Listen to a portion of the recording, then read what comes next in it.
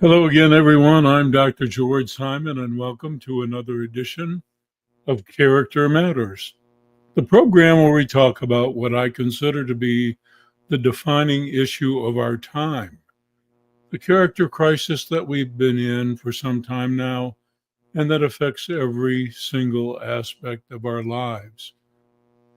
Today's program is live, and if you'd like to join the conversation in person, you can paste the link that's scrolling at the bottom of the screen into your browser and enter the waiting room.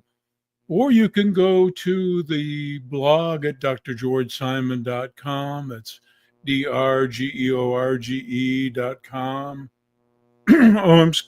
Sorry, I didn't give the full address there. drgeorgesimon.com. The latest blog article at the bottom has the link to join the conversation, and that will also take you into the waiting room. Today, I'd like to get really serious about what I consider to be not only the defining issue of our time, but an ominous sign of the times.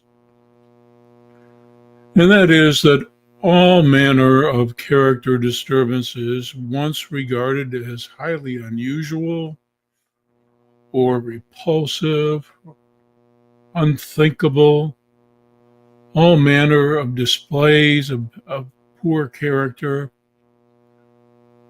once cause for outrage or dismay, have become so normalized that we barely seem affected by them. We're all too troublingly used to them. Now, we human beings, as I've said many times, have always had character challenges. We are not innately wonderful people. We have to build character over time. And it takes a concerted effort on multiple fronts with lots of support for we human beings to develop into the kinds of persons that we have it within us to be. That is, that most of us have it within us to be. We've forgotten that. We've forgotten all that it takes. But more troublingly than that, more troubling than all of that, is the fact that we've become all too comfortable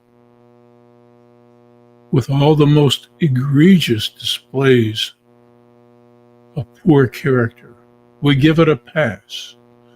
We've ceased to accept it. Excuse me. We've grown to tolerate it. We've ceased to be outraged by it. We've come to accept it. It's normalized. And it costs us all. I've said this many times before in all my writings, in all my books, and I'll say it again. It's time for us to get pretty seriously honest with ourselves, about ourselves, and with each other, about each other. It's time for truth to reign again, and there is such a thing as truth.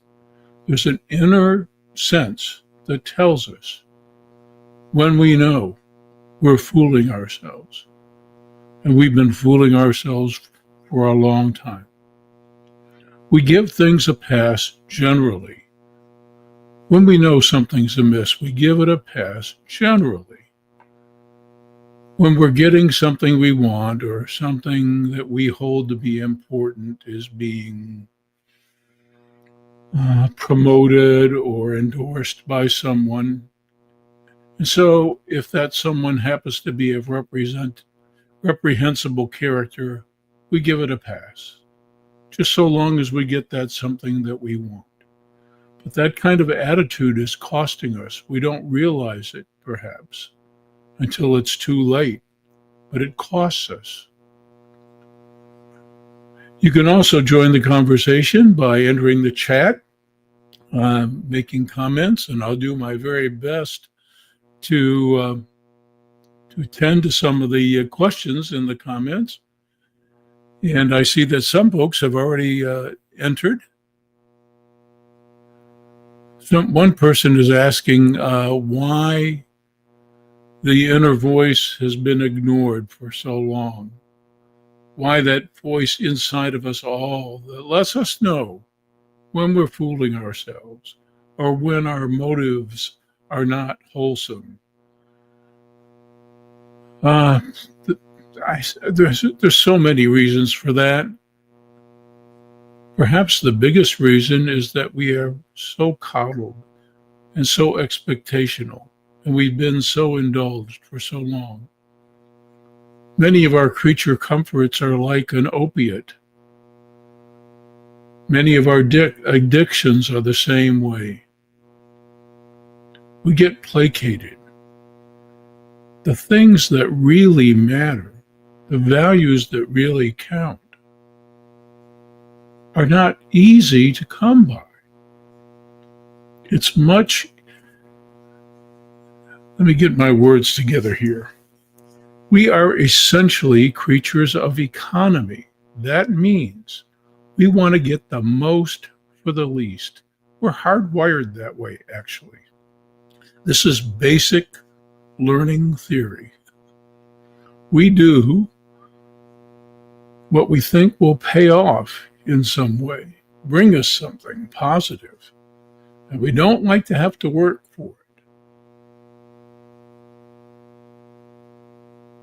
You have to have some kind of higher principle that you're willing to embrace, which is a matter of the heart,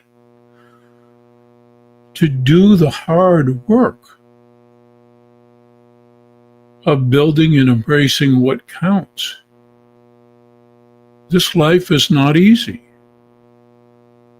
And what we have settled for is a life of appeasement, of addiction, of titillation.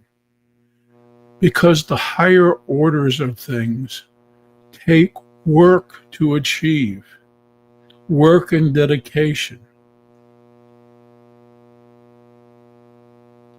Now, I know that people are willing to work, especially for things that they believe will pay off in the end. But matters of character are something even more arduous. It takes a lot of work and a lot of dedication and a lot of commitment. That's a word you don't hear too much these days. A lot of commitment to make of ourselves and to make of our world what we have it within us to do and to be.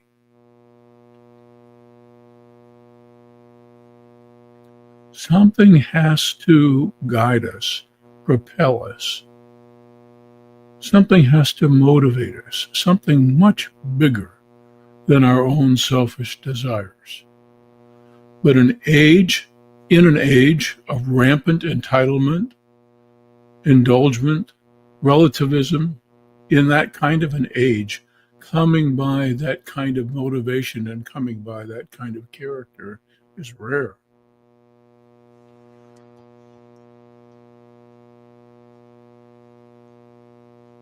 I'm going to read some of these comments here.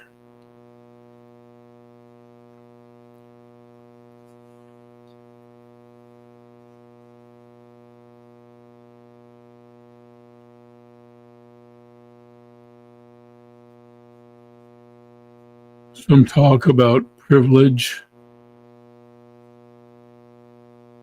Some talk about what it takes to hone character. I've said in many articles on the blog and in my book, Essentials for the Journey, that really the most fundamental and most accurate indication of solid character, in fact, the best definition of wholesome character, is the capacity to really love. seems trite to say, love is the answer. It is the answer. However, love has many imposters. It also has many close cousins. Discerning its nature, discerning the nature of true love, understanding its power to transform, understanding its value, wrapping your heart and your mind around its magnificence. That's another matter. It used to take so many lessons. It isn't that it used to take, I misspeak there. It takes many lessons. It always has. It takes many lessons promoted and endorsed and reinforced by the community at large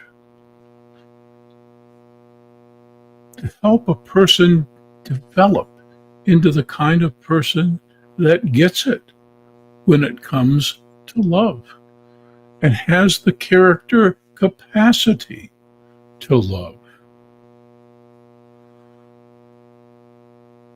You don't have to look very far into our statistics regarding our relationships, all of our social problems, our family dilemmas, or lack of family. You don't have to look very far to see all the evidence of character decline.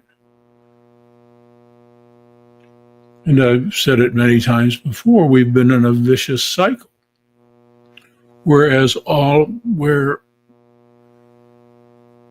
all of the things that we need in our environment to help us develop character have become corrupted. And as that happened, fewer and fewer folks populated society with decent character. And as that happened, what elements of the culture and society that we need to help us forge character became corrupted even more. An endless vicious cycle. So what we have today is a culture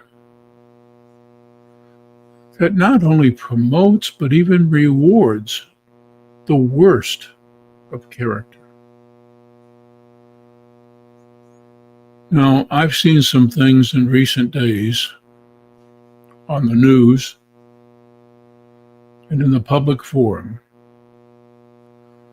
that convinced me that we're in for some incredibly rough time. Well-deserved rough time. We always get the environment that we ask for or that we allow.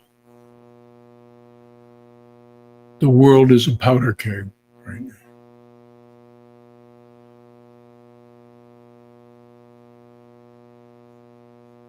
But what bothers me more than anything else is how tolerant we've become of mean-spiritedness, selfishness, bigotry, especially bigotry, outrageous self-aggrandizement,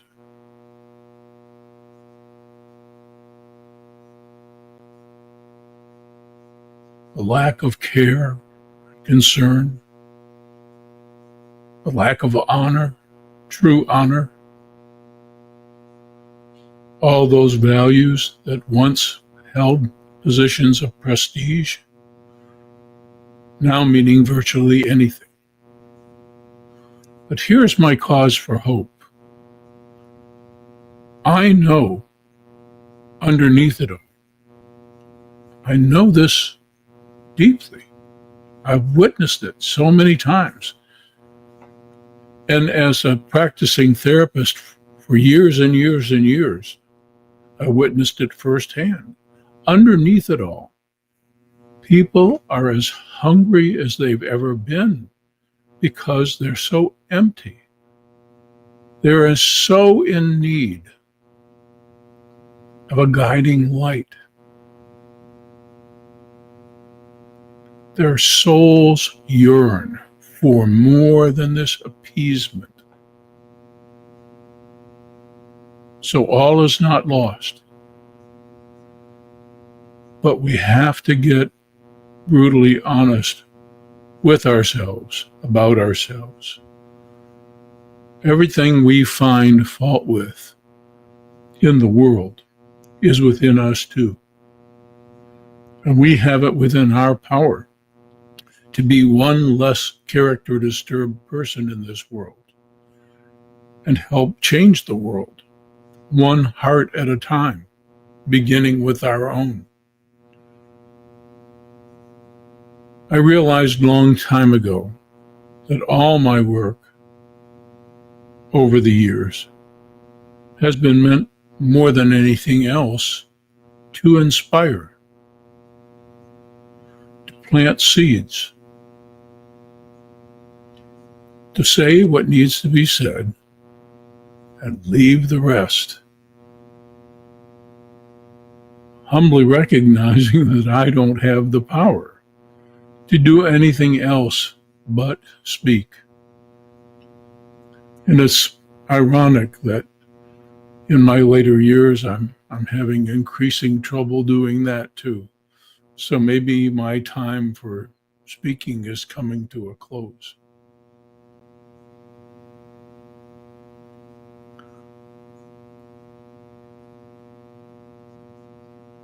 I'm looking at some of the comments here.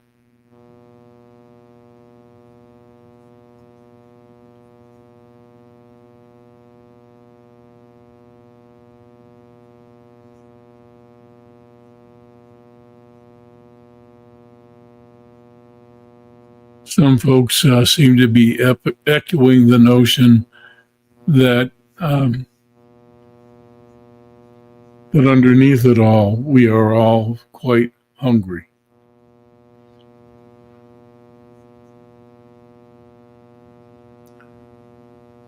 You know, throughout my life, I've heard many of the same stories and sayings from the great spiritual masters, and I have to say that for much of my life, a lot of it didn't make much sense. And I was puzzled by what appeared to be contradictions. And even when I found some really valuable pearls in the sayings of all the great sages, I thought, as many do, oh, this is wonderful idealism, but not practical. The world doesn't work that way.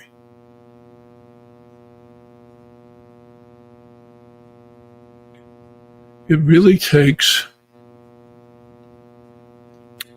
an inner conversion of sorts, not of sorts. It takes an inner conversion of heart.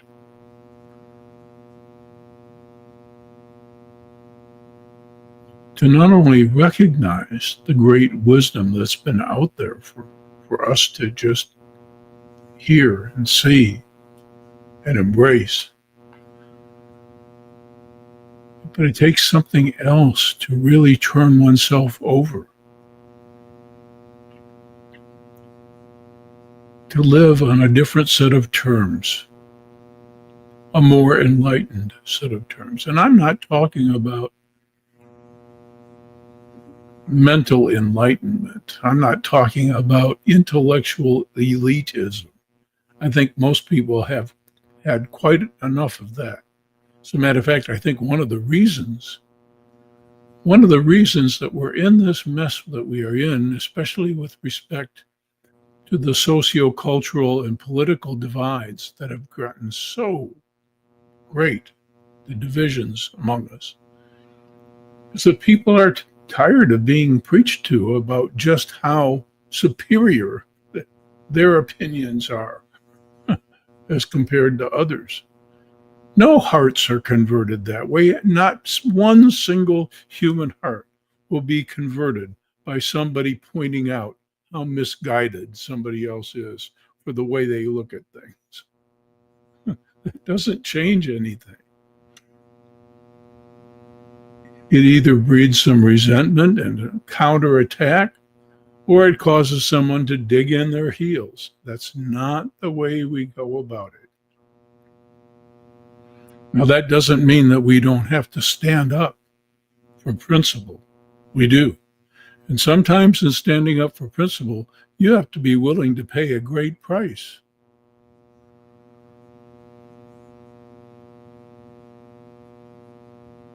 But some prices are worth paying. Some stands are worth taking.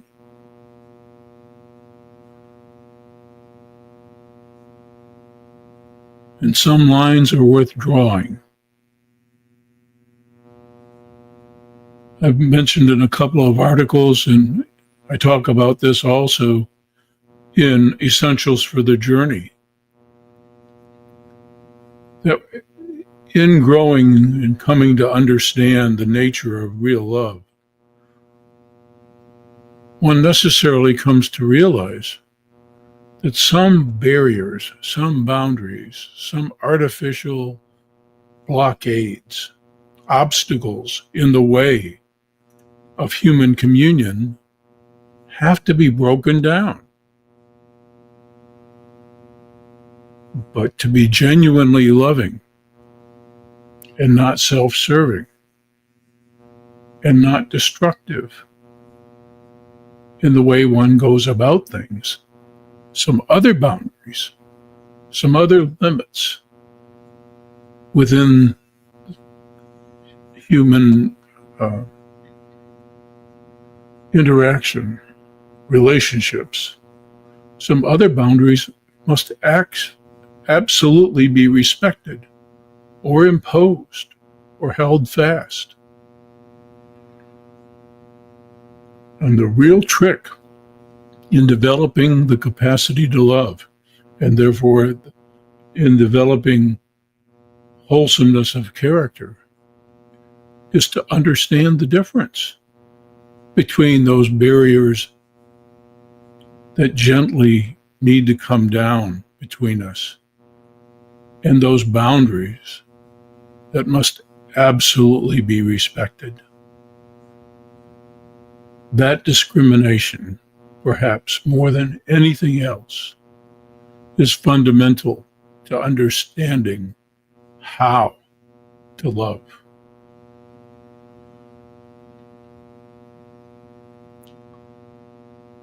Someone is very kindly saying that my voice is a powerful one, even as I notice it fading today.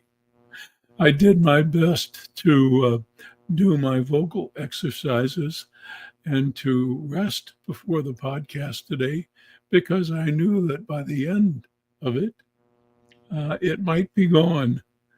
And that looks like it might happen today. And I'm sorry about that. Once again, if you want to participate live, you see scrolling at the bottom of the screen a link that you can paste into your browser. And you can also find that link in my latest blog post at drgeorgesimon.com. Just paste it into your browser and follow the link, and you'll enter the conversation live when I see you in the waiting room. I'm going to look at some more of the comments here.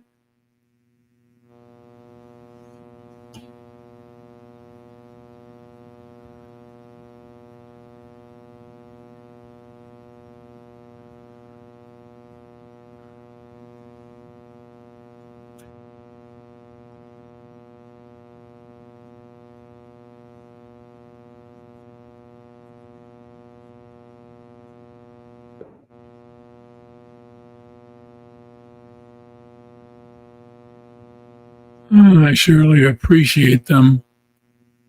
Oh, a lot of well wishes today. I certainly appreciate all of that. Thank you, especially about the vocal issues. I see an old dear friend popping into the waiting room. I'm going to welcome him to the conversation. Hello, Brent. So good to see your face. Same here, Dr. Simon. Good day to you. Thank Um, you. Good day to I you. thought I'd share a couple of thoughts and give your voice a little break there. Thank Um, you. that's fine. 2 points. I hope I can remember them both. Um, One is how do we? I have a comment on how do we affect how we can we affect this problem in a meaningful way? What can we do like tangibly? Um, I know there are many persons who have really received and accepted your message. Yes, your messages have helped me over the years, as you know. It would be about 10 years now. Um, and when I look at one of the most effective ways, and it's a time-tested way, it's a slow way, but it has worked for millennia. Um, parents, parents who have decided and determined we want our children to grow up different than what we are seeing today. Right. There must be a determination. I have to kind of underscore this. Um, if we leave it to our children to try to figure this out, um, there's just too much distractions. There are too many distractions. So there must be an older person that a child can trust, and of course there must be supporting influences. But Right. I can't see it. I can't see that parents. Let me just put it this way. I think parents are the key to restoring the Right. problems that we have. But let me pause for your comment here. Yes. Well, you bring up three or four really crucial points, I think. One is the fact that in guiding anyone, whether you're mentoring children or just mentoring another human being, no human being, no child will take to heart whatever mentoring they're receiving, and they won't take it in uh, and make it a part of themselves unless they believe quite sincerely that they can trust their mentor and that their mentor has nothing but loving intent. As soon as a child realizes that every bit of guidance being offered, every bit of direction being offered, is both modeled by and based in love with their parents or whoever their mentors are, until they get it, until they understand, hey, this is what love is all about. This person is really looking out for me, really looking out for my life. They want me to have life, a full life, a beautiful life. Until they come to have that kind of trust, then they don't start incorporating and they don't start adhering to the lessons that are being taught to them. So that's really important. And the other thing that you mentioned, Brent, that I think is so important is not only that we have to have these wonderful mentors in our life, but we have to have the social support network. We have to have a community that has some generally agreed upon standards. And unfortunately, right now we've become all too used to all manner of dysfunction. What at least used to be considered dysfunction, but is now regarded as pretty par for the course, pretty normalized, which is sad. But I have one thing to add to what you were saying, and that is that I think we make a huge mistake. We make a huge mistake when we think about the outcomes of our loving actions. Mm. The way to go about this is very simple. The command in many faith traditions is to do the loving thing, to in all things and in all ways act in a manner that we would want in the depths of our soul for someone else to engage or act with us. It's a really simple proposition. Do the loving thing.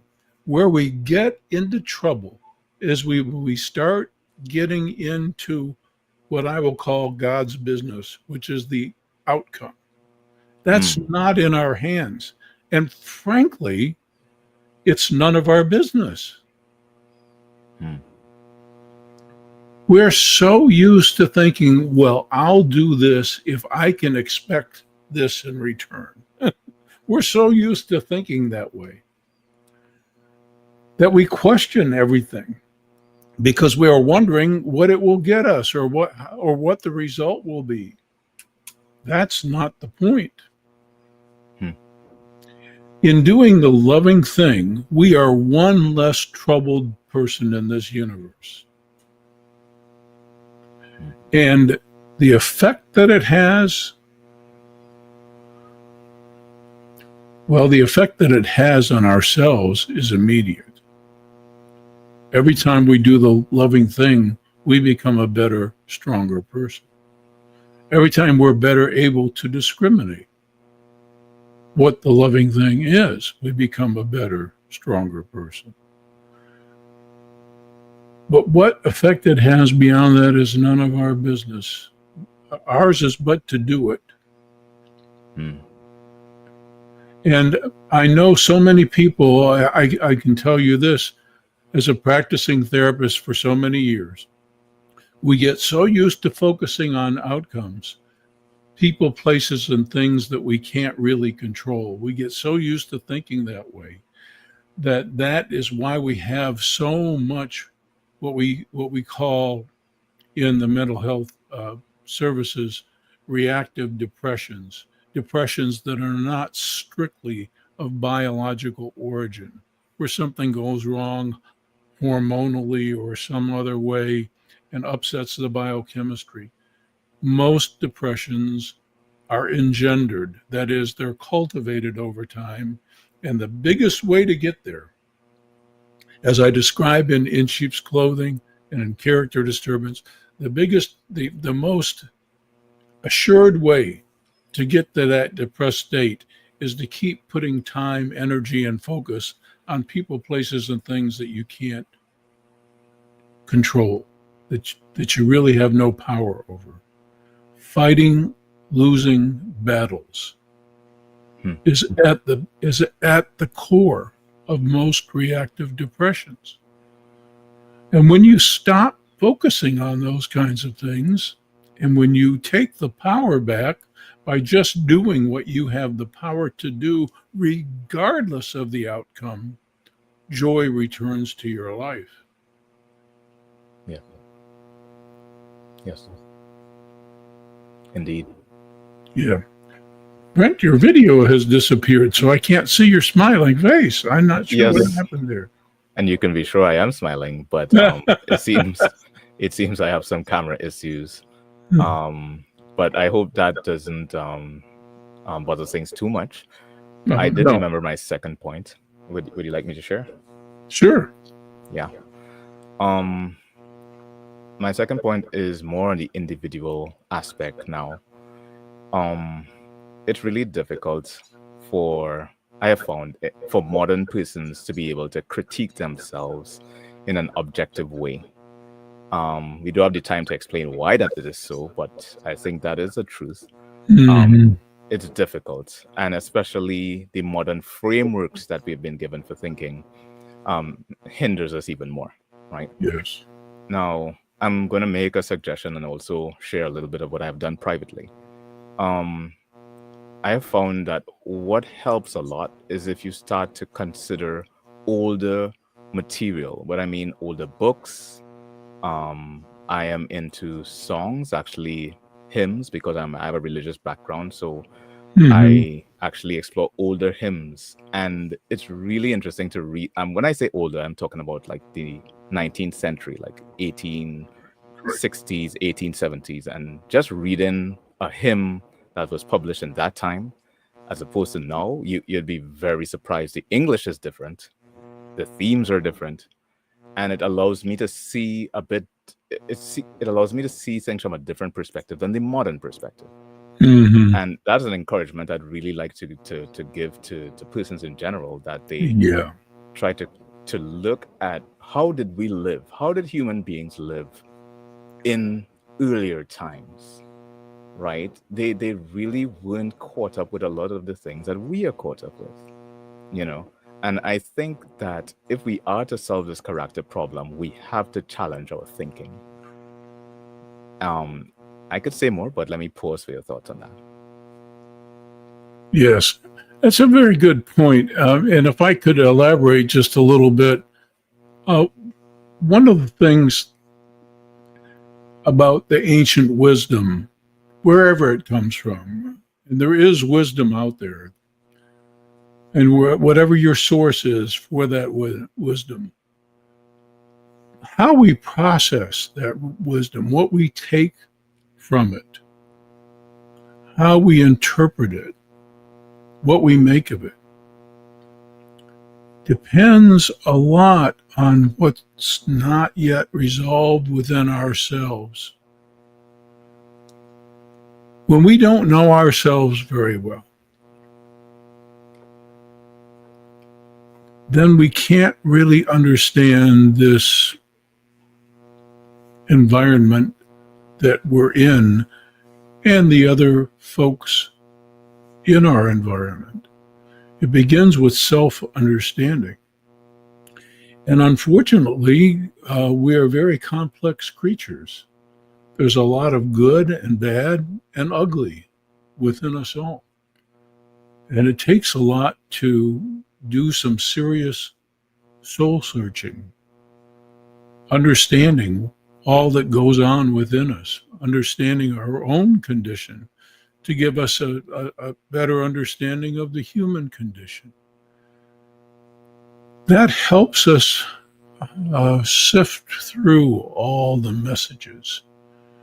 There is great wisdom in a lot of the ancient texts, but there's an awful lot of reflection of some of the darker side of human nature in those same texts. So, how we process it and what we make of it can vary greatly. I know so, perhaps one of the greatest vehicles for covert aggression is to use texts and sayings in a way that justifies bigotry, hatred, dominance seeking, a lot of unhealthy but very human behaviors.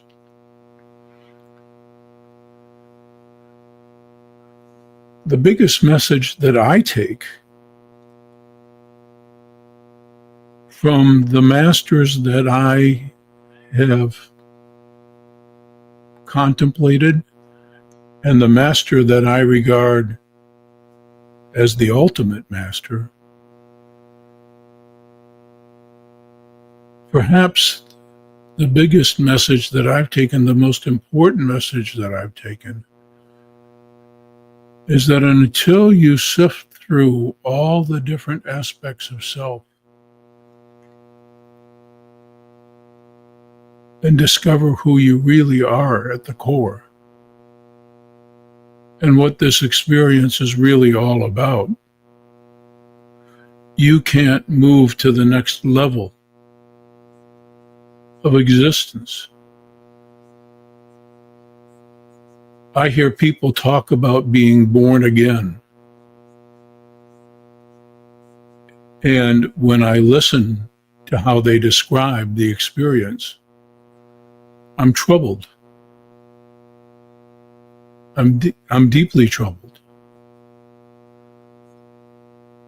Because I have to admit that I've had to be reborn many times to be where I am today.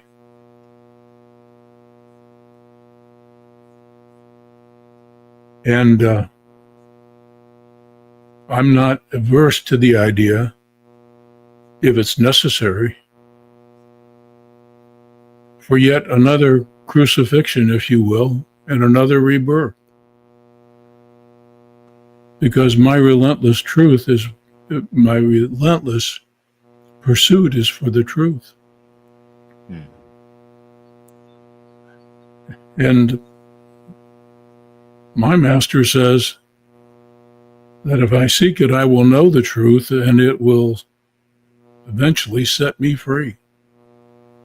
And I believe that to be true. I know it to be true. You know, it is normal. It is the nature of the human experience to become separated from the source and from the core of us as we develop as human beings and as our brains expand in their capacity to think dualistically, dialectically, and as we navigate and try to figure out what's right, what's wrong, what's pleasing, what's aversive. This is the natural order of things. This is the nature of human experience. But it is not who we are.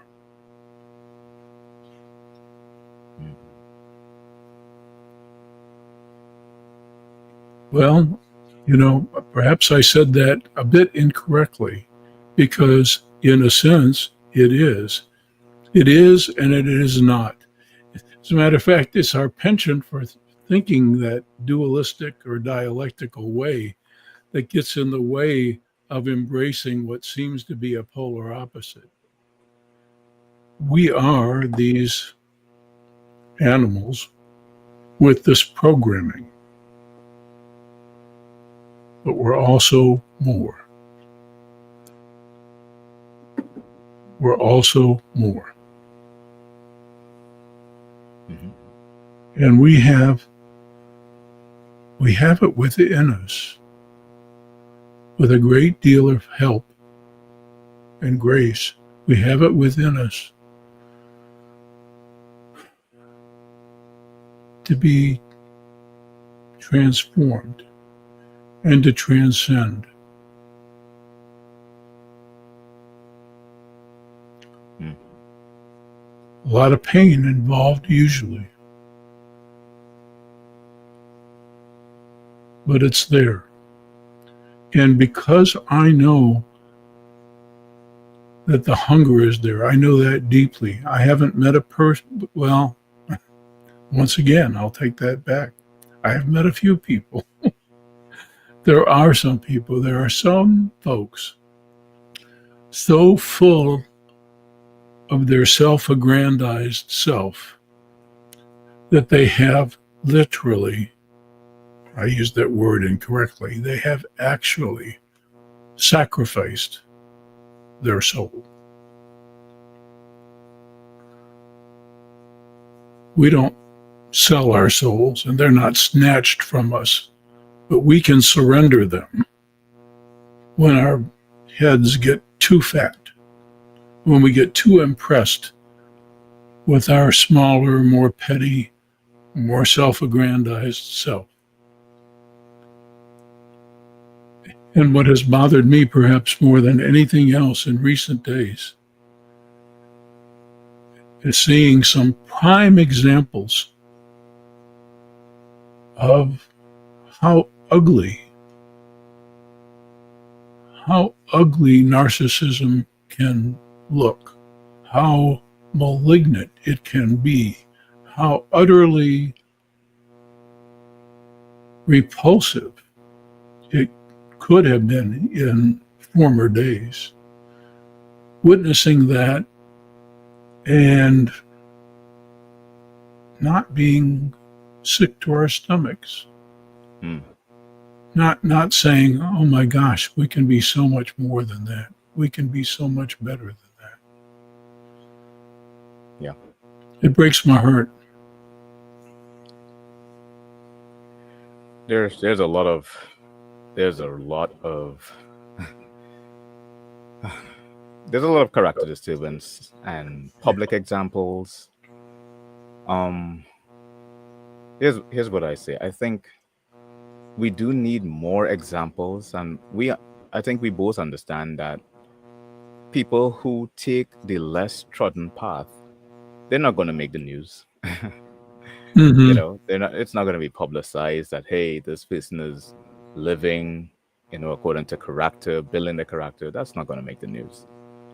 But yet and still, I think there's a need for persons to have walked the road just as an encouragement. I think you're feeling well, maybe intentionally or inadvertently. I think you're filling the role of having walked the path and looking back and saying it's worth it. And I think there's a need for more persons to just have gone the tough road and come out at the end and say, hey, yes, it is worth it to live this life. Yes, I have lost friends. Yes, I've lost opportunities, but the gains are even more. Any thoughts on that? Wow. My main thought about that is I can't think of anything of any real value in this life that doesn't come with great price. Mm. And, I think it's more the willingness to pay whatever the price is to have that priceless pearl and to share it.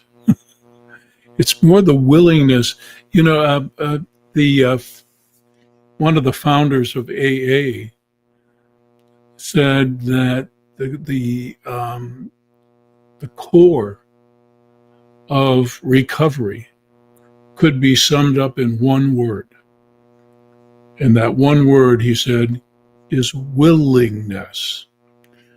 When you look at the steps of the 12-step programs, where it really begins is at the third step.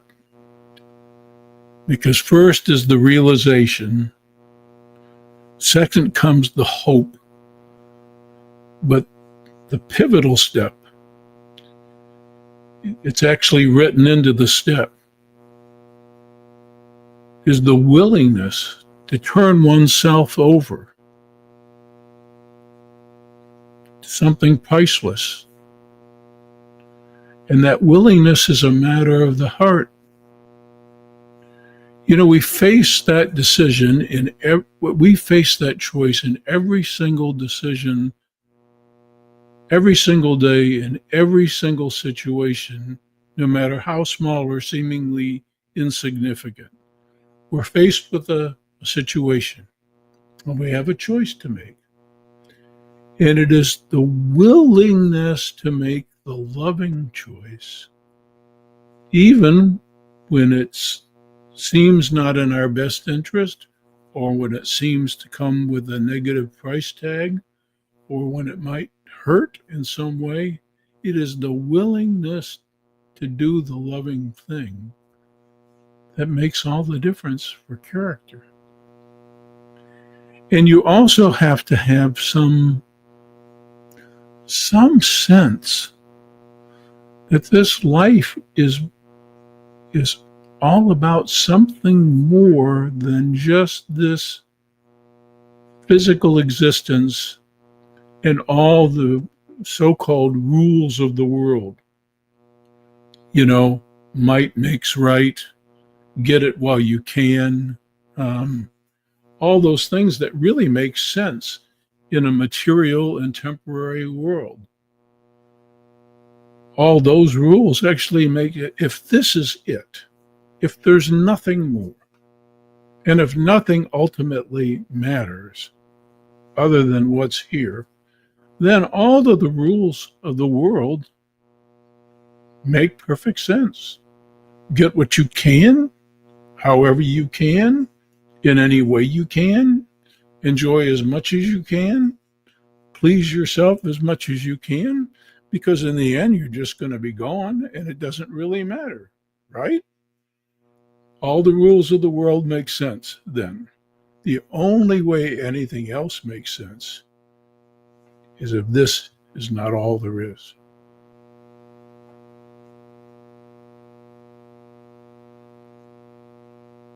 Then all of a Agreed. sudden, the condition of your heart or your soul makes sense.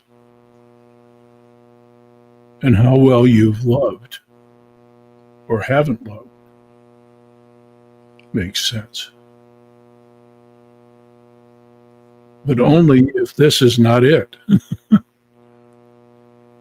I would argue, though, Dr. Simon, I would argue that I look around at people who have decided, okay, we're not living character, we're living for the moment, we're living for the here and now. And I see suffering also. Oh yes, because our souls yearn for more. They're Right. we're like I said, in a way it's a misspeak to say that we're not who we think we are. Mm. You know, all the sages have said that uh, uh, we have this dual nature. One of my favorite uh, sages is Teilhard de Chardin. One of my favorite quotes of his is that we are not uh, humans having or looking for a spiritual experience, but we're spiritual creatures having a human's experience. And what he means by that is that we tend to think of ourselves as human creatures looking for this spiritual fulfillment, when in fact, we are inherently spiritual creatures who are in this world having this unique experience for a reason. And I believe what I've come to understand, this is my understanding, I'm not making some grand pronouncement, but this is my current understanding. I believe is so that we, as human beings with free choice, giving, as the lawyers like to say, informed consent, there can be no real contract, no real agreement between two parties without informed consent. And that consent has to be free too. So you have to know what you're doing. This is why so many marriages fail. You have to know what the enterprise is all about, what it is you're saying yes to, what it is you're committing to. You have to know what you're doing and you have to freely choose to do it. Then you've got something that means something and that has a prayer of lasting. Same thing here. We are unique among the creatures that we know of in having the ability to love back. But first, we have to know what that is. We were loved first. We didn't ask for this existence, it was given. And not deservedly so, it's nothing we earned. So we have this capacity to understand that we were loved first, how we were loved, how much love there is. You know, we tend to think if we're not getting all the things that please us, how could there be a loving entity granting us life? We don't get the nature of love for quite some time. But when and if we do, we then have the power to love back, and that is the unique human experience. All the other creatures that we know of just obey the program. They don't have a choice in the matter. They just obey the program. However they're hardwired to be, they are. We have a choice. That's the unique human experience. Does that make sense? Yeah. Indeed. Yeah. Yes. And what a gift. What a gift. We have it within our unique capacity to not only understand the perfect loving relationship which our souls crave, but we have the unique ability to give an informed yes in response to the invitation. Wow. Wow. Yes. Yeah. That's quite a gift. It is. Yeah. It is. Well, thank you for coming. My afternoon just got a little bit more complicated. I know that we were hoping to talk later. We may still have some time. I've got a friend that I'm going to do a favor for at 3:00 my time. So just keep that in mind. I'm so glad you came in. I don't get to see your smiling face often enough. We'll work on it. Good. Just very quickly, someone put in the comments. She said, "I think I understood Brent saying that there are many people who could share wisdom, who can share wisdom learned, but they are not seen in today's culture, in today's world. Is that a correct way of reading what I said?" That is a part of it. It's really unfortunate that what fascinates social media aren't the things that are really needed to develop character or sustain it. You know, I am a very firm opinion that a lot of the people who have had good things to say about wisdom, about character development, they have committed their words to books, and it'll be very interesting for us to go back and find those books. And again, I'll just say it again. If you can find, I haven't shared it with you yet, Dr. Simon, but I was searching around in some 18 publications around 1800 that talks about character. There's a book called Character. And when I read it, I felt like I don't understand this thing at all. But we'll talk about that. We'll talk about that sometime. I'll share with you. Let me just add one thing to that, Brent. Yes. Even though there are all these wonderful wisdom-carrying books and sayings and messages throughout the years, nothing substitutes for loving action. Well said. Well said. When you start, well, let me phrase this the way I want to phrase it. The more you love, the more enlightenment comes. But you cannot truly love unless you first know. You can't even truly love yourself unless you know all of who you are. So the first knowledge that's most fundamental is knowing who we are, reckoning with ourselves, learning what it is to love ourselves, and then we'll know more how to love another. And in doing that loving, the insight, the awareness, the enlightenment comes. Not the other way around. You don't become enlightened and then start doing the good things.